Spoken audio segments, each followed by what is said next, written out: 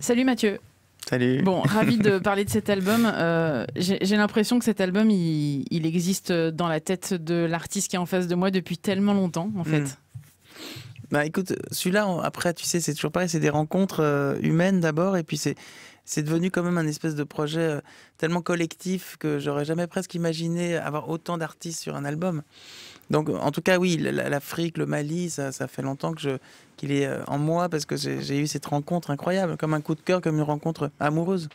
C'est assez incroyable d'ailleurs. J'ai l'impression que c'est un peu une déclaration d'amour avec un grand A au Mali et que en fait, c'est ta famille, quoi. Oui, c'est-à-dire que c'est aussi une manière de remettre de la lumière, tu vois, de célébrer la beauté de la culture malienne, évidemment à travers la musique, mais à travers les couleurs. Tu sais, c'est aussi la célébration de la couleur.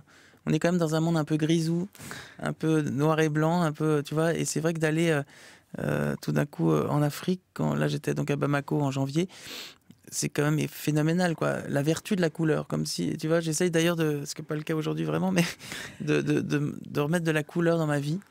Et on en a besoin profondément. Et c'est aussi une vision évidemment poétique, qui peut être parfois un peu naïve hein, pour certains, mais qui est en fait quelque part une vibration de cœur à cœur, comme ça, avec la kora aussi, qui est l'instrument incroyable, qui est un peu la muse de cet album. Mais voilà, je dirais que j'avais besoin de remettre les couleurs du Mali en avant. Oui, la kora, c'est une harpe en fait de 21 cordes qui est vraiment exactement. totalement maîtrisée par Toumani et Sidiki Diabaté qui sont effectivement sur cet album. Il paraît que tu es passé griot.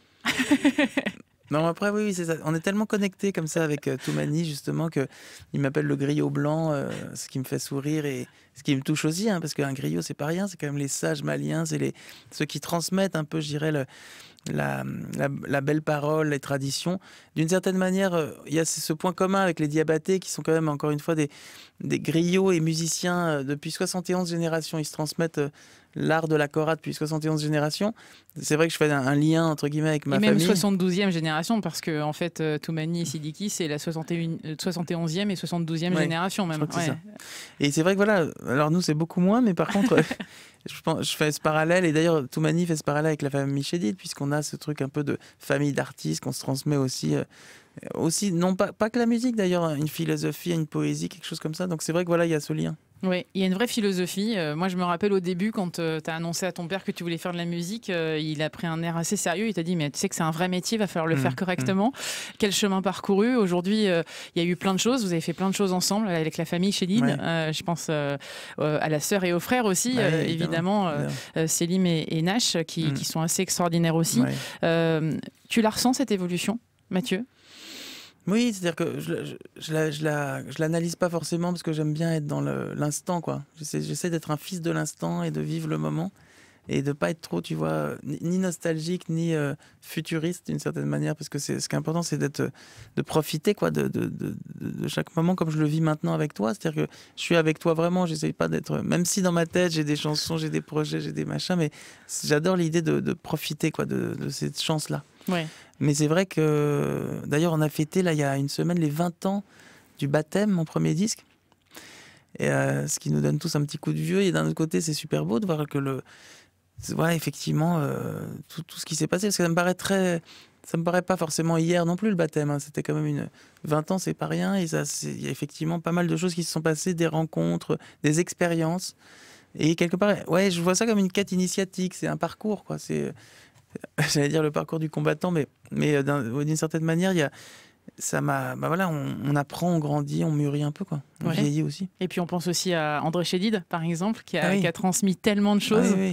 Qui est d'ailleurs très très présente. C'est vrai que, sans être mystique, mais je pense que je la sens vraiment près de moi. D'ailleurs, c'est pour ça que j'ai mis cette phrase de ma grand-mère un peu comme un mantra, comme un peu la devise de cet album, qui évidemment résonne encore plus aujourd'hui qu'hier, puisque c'est toi, qui que tu sois, je te suis bien plus proche qu'étranger. Ouais, j'ai envie, enfin, on le sait, hein, je crois qu'on le sait plus profondément au fond de nous, mais c'est important de se le rappeler. Ouais, en tout cas, il y a eu effectivement ce parcours et toujours cette cohérence, en fait. C'est ça qui me bluffe à chaque fois. Je me dis comment il va réussir encore à m'attraper et à m'emmener ailleurs. Là, on a l'impression que c'est effectivement une carte postale. Ça pourrait être limite une musique de film, en fait, cet album. C'est vrai. Ouais, ça a été pensé comme ça, d'ailleurs. Mani to Mani, le premier morceau, te fait vraiment planer et partir comme si on était dans un road movie malien, tu sais. Et en même temps, parce que c'est quelque part un voyage, cet album. C'est vrai que moi-même, à l'image un peu, tu sais, des peintres ou des écrivains d'une certaine époque, tu sais, qui parlaient d'un voyage incroyable sans avoir voyagé. Tu sais, c'était juste le fantasme de ce qu'ils imaginaient du voyage. Et c'est vrai que c'est un peu ça, cet album, puisque c'est pas du tout un album qui a été fait au Mali, à Bamako, c'est plutôt un album qui a été fait à Paris, dans mon petit studio, dans mon appart. Et les Maliens sont venus à moi. Et donc j'avais plutôt c'est pas un fantasme d'ailleurs, mais c'était plus une image poétique du Mali que le côté world music ou alors documentariste. Moi, ça m'intéressait pas forcément de faire un Mali exact, quoi. C'était plutôt une sorte d'image un peu amoureuse que j'ai. C'est vraiment effectivement une déclaration d'amour. Et alors, le prétexte pour retrouver plein de musiciens, plein d'amis, et de partager ça. Parce que je crois qu'on est dans l'ère aussi du collectif, du partage, et que c'est bien de le dire, mais il faut le vivre aussi. Donc là, c'est vécu, c'est vibratoire. Oui, c'est surtout jubilatoire, réellement. En tout cas, moi, c'est comme ça que je l'ai perçu, cet album. Il n'y a pas une chanson qui ne va pas. Il n'y a pas une chanson où tout n'est pas chiadé. En fait, je suis vraiment bluffée par ça. Cette ambiance, quoi. On a l'impression, encore une fois, d'avoir des images sous les yeux, de se les approprier, de se créer son monde. Mais en tout cas, c'est positif. Oui. Mathieu, ce qui se passe. Je voudrais juste, du coup, avoir ton regard sur ce qui se passe actuellement en France, parce qu'il y a une chanson qui s'appelle Solidarité. Et là, on est en train de vivre un moment assez compliqué pour les présidentielles. Quel est ton regard par rapport à ça? Toi qui tends vraiment la main, qui considère qu'il faut du mélange, qu'il faut justement ouvrir la porte aux autres. Je dirais que c'est... mon regard est simple, c'est que je me rends compte que c'est... qu'a priori, en tout cas moi je suis fait comme ça, c'est-à-dire qu'au lieu de montrer du doigt ce qui ne va pas, j'aurais tendance à montrer effectivement la lumière dans toute cette pénombre. Alors la lumière, là, en l'occurrence du Mali, mais quelque part, à travers cette solidarité, effectivement, tous ces artistes, ou les phrases poétiques de ma grand-mère, peu importe, trouver tous les moyens pour se rappeler, en fait, c'est ce côté solaire qui est en nous. Parce que c'est vrai qu'il est très présent et que même chez les personnes les plus... parce que c'est quoi souvent là, c'est quoi cette violence, c'est quoi cette colère, elle vient pas de nulle part. C'est souvent parce qu'il y a une incompréhension, un manque d'amour, un manque de regard vers l'autre. Enfin, je veux dire, tout ça, ça vient de donc c'est vrai que c'est une chance. J'ai aussi conscience d'être entouré par une famille incroyable, d'avoir été entouré, enrobé d'amour. Et quelque part, c'est pour ça que mon rôle dans cette vie, c'est de partager cette chose-là. Et à travers la musique, qui est effectivement un moyen magnifique pour le faire. Donc voilà, je dirais que c'est pour ça que je pense qu'effectivement la musique est fondamentale et que ce genre de projet fait du bien. Parce qu'on a besoin de se rappeler que la beauté est encore très présente et que justement dans ces moments un peu fragiles, ça nous permet aussi quand même d'être plus solidaires.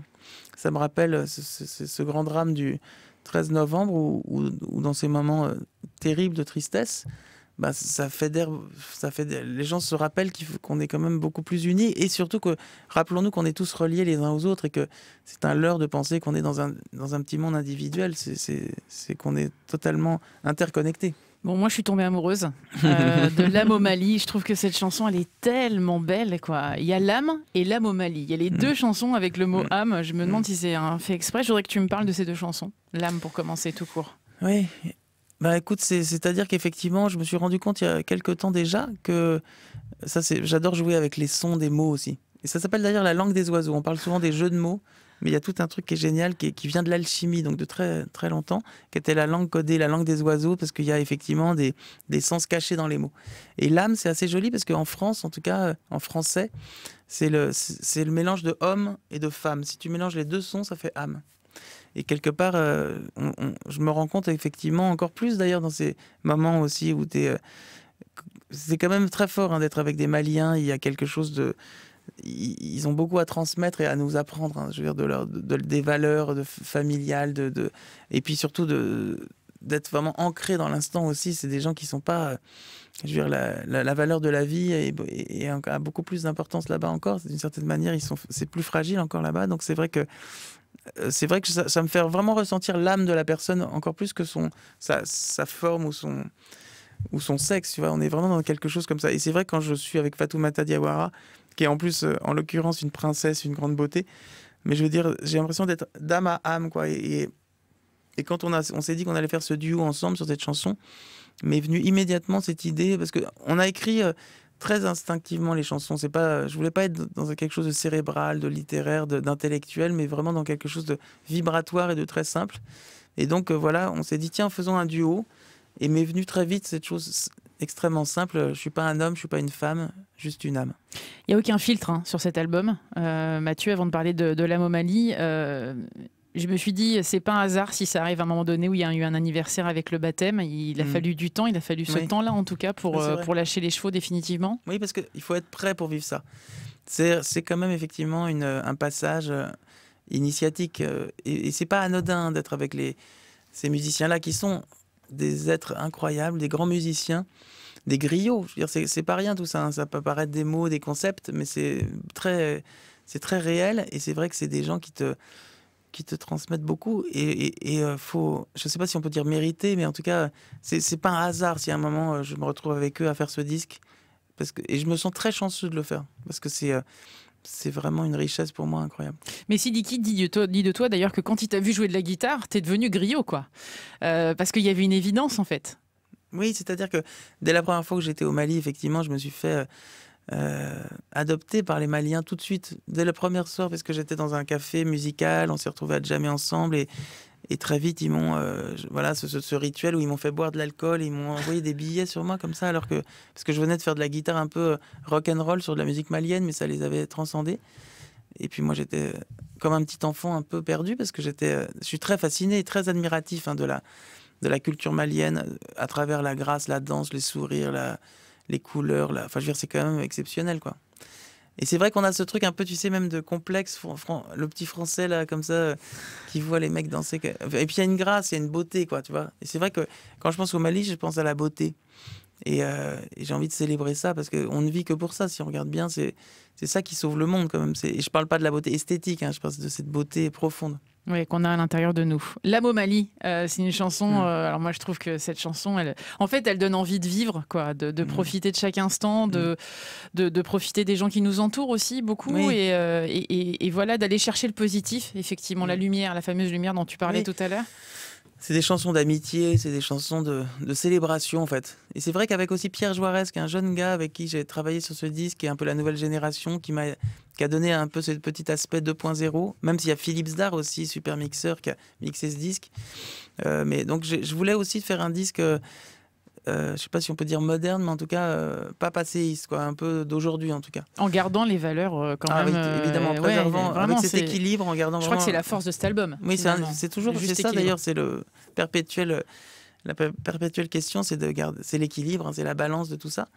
Donc voilà, ça a été ça l'idée. Et puis L'âme au Mali, c'est aussi cette rencontre géniale entre Amadou et Mariam, qui sont quand même les personnes qui m'ont amené au Mali. Hein. C'est grâce à eux si je connais le Mali. C'est les premiers Maliens, mes premiers amis maliens, c'est eux. Et puis Jane, qui est la nouvelle génération aussi, qui est cette superbe artiste, aussi très inspirée de la musique africaine, plutôt sud-africaine, mais en tout cas qui a une énergie que j'adore, parce qu'il y a cette fraîcheur aussi chez elle. Et je crois que j'avais vraiment... ça a été vraiment la ligne conductrice de tout cet album, c'est soleil. Parce que je trouve que on a besoin de soleil déjà, et d'une certaine manière...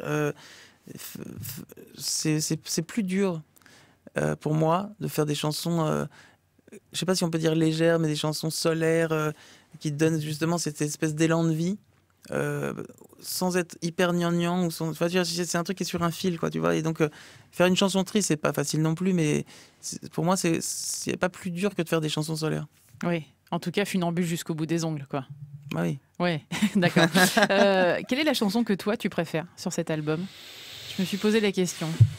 C'est vrai que ces albums, c'est comme c'est vraiment des comme, tableaux, en fait. Ouais, des tableaux, et chacun... c'est très délicat, parce que c'est vraiment, tu sais... Là, je te parle d'Amadou et Mariam et de Jane. C'est comme si je te parlais de soirées que j'avais vécues avec des amis.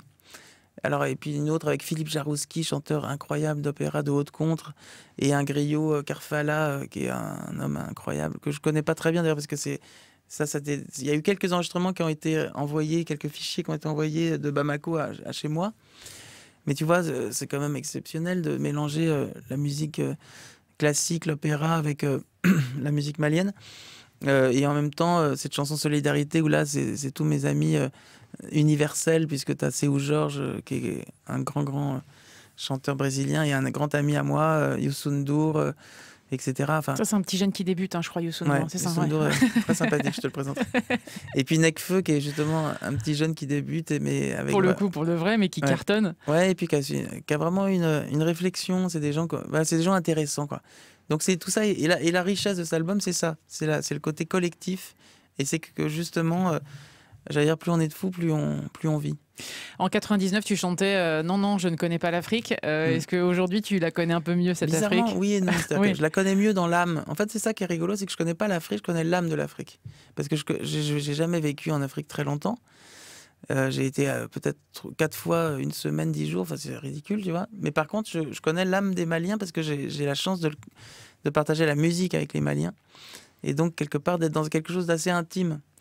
Et c'est vrai que j'ai l'impression, en tout cas, qu'on se comprend quand on parle le même langage. Donc voilà, c'est ça que je connais surtout. Bon, en tout cas, moi je le dis clairement, cet album il est incroyable. Mathieu, je trouve que c'est, en fait, ça dépasse tellement de choses, quoi. Ça prouve aussi tellement de choses que quand on est ensemble, on est beaucoup plus fort que quand on est tout seul, et que la culture, elle se transmet, et que c'est une vraie richesse finalement. C'est pas un handicap, au contraire. Il faut être fier de ses origines, fier de ce qu'on a en nous, quoi. Et je crois aussi, c'est d'ailleurs, de voir que plus il y a la différence est magnifique, parce que c'est la richesse, c'est la différence. Et plus les différences sont éloignées, plus c'est vaste, parce que ça élargit le spectre et le terrain de jeu. Là, c'est comme si on avait un terrain de jeu universel. Et donc, et c'est ça. Moi, c'est ça. D'ailleurs, je m'aperçois que je suis un peu alchimiste. En tout cas, j'aime l'alchimie profondément, parce que c'est quoi l'alchimie? C'est le mélange, justement, c'est transmuter le monde quelque part. C'est d'arriver à ce que, tu vois, justement, la musique malienne et la musique pop française, entre guillemets, pour dire j'espère plus vaste que ça, mais admettons qu'en tout cas, ces deux mondes-là se rencontrent et créent un nouveau lieu. C'est comme une utopie, mais qui devient une réalité. Donc c'est quand même extraordinaire d'inventer des nouveaux lieux, quoi. Mani to Mani, un mot sur la chanson, parce que c'est pareil, c'est celle qui ouvre l'album. Elle est tellement forte aussi, cette chanson. Encore une fois, c'est une façon aussi c'est une invitation, quoi, au voyage. Oui, vraiment. Oui, c'est ça. C'est un cri d'amour et surtout et d'amitié. Hein. C'est vraiment la chanson pour Toumani, qui est quand même la personne qui a déclenché aussi ce projet. Hein. C'est vraiment Toumani qui m'a dit: Mathieu, vraiment faisons un disque ensemble. Alors ils sont venus dans mon salon, juste 2 après-midi. On a enregistré la base de tout l'album avec la kora. Et après, on a mis du temps à essayer d'inventer un espèce de nouveau son. Mais c'est quand même lui qui a semé la première graine pour faire ce disque. Et c'est vrai que cette chanson, c'est vraiment c'est ce parallèle entre cet homme et cette kora. La kora, qui est un instrument aussi vertical, un instrument très spirituel, quoi, sacré. Et qu'est-ce qui se passe à travers la kora? Il y a le cœur qui résonne dans la kora, tu vois, il y a quelque chose comme ça. Et c'est le cœur de l'album, quoi. Donc c'était une façon de célébrer aussi cette kora qui est un instrument magique. Un mot sur la scène qui arrive. J'imagine que tu as hâte de pouvoir t'éclater sur... il va y avoir plein de choses comme d'habitude, à ton habitude d'ailleurs. Parce que pour moi, tu es un vrai laborantin. Donc j'imagine que tu as déjà prévu qu'on revive et qu'on ait l'impression d'être au Mali avec vous sur scène, non? Tu sais que mon petit label s'appelle la Bohème. La Bohème, oui. Donc on dit les Labohémiens. C'est laborantin et en même temps bohémien, c'est un peu ça. Non mais ouais, en fait ça va être encore ça va être encore la folie, la fête, parce qu'on se retrouve déjà avec des musiciens hallucinants, et que j'ai vécu un tout petit peu le baptême à Bamako, et que ça nous met tous en transe dans la salle, dans le public et sur scène. Je veux dire, on est vraiment dans un truc de fête, de célébration, justement, de vie. Tu sais, quand tu dis ça me donne envie de vivre, je sais pas quoi, il y a ce truc là, quoi. Et il y a un côté spirituel quand même, un côté presque invisible là-dedans, parce que c'est ça aussi qu'il faut pas oublier, c'est que ils sont beaucoup plus à l'aise avec l'invisible que nous. Nous, on est plutôt cartésiens, scientifiques, tiens, ça existe, ça n'existe pas, alors qu'eux, ils ont compris d'autres trucs. Ce qui fait que c'est quand même une autre... Ça ramène quand même aussi vraiment une dimension. Et puis, il y a évidemment... alors c'est pas forcément un décor hallucinant, mais quand même ça va être assez fou. Et puis il y a quand même Jean-Paul Gaultier qui nous habille, donc qui nous fait des costumes incroyables, très beaux, très... T'as toujours été entre Agnès B et Jean-Paul Gaultier, t'es toujours allé chercher des gens quand même assez... Oui, en tout cas des créatifs, quoi, des artistes. Parce que moi j'aime les artistes, j'aime les artistes, j'aime les gens en général, mais je veux dire j'aime les gens qui qui se réinvente aussi, et les gens généreux aussi, hein, parce que souvent un artiste étriqué m'intéresse pas beaucoup. Ouais. Merci beaucoup. Merci à toi. M, pour d'être venu, de m'avoir parlé de cet album qui est vraiment... voilà, je peux pas que le conseiller, c'est pas possible. Moi, je pense qu'il faut... ça devrait être remboursé par la sécurité sociale, pour tout vous dire. Ça s'appelle La Bomali. Et puis, juste pour terminer, la qualité du son, quoi, qui est extraordinaire, comme à ton habitude. Toujours très bien léché, etc. Et il y a ce côté live qu'on ressent sur cet album. Merci beaucoup, Merci Mathieu. à toi.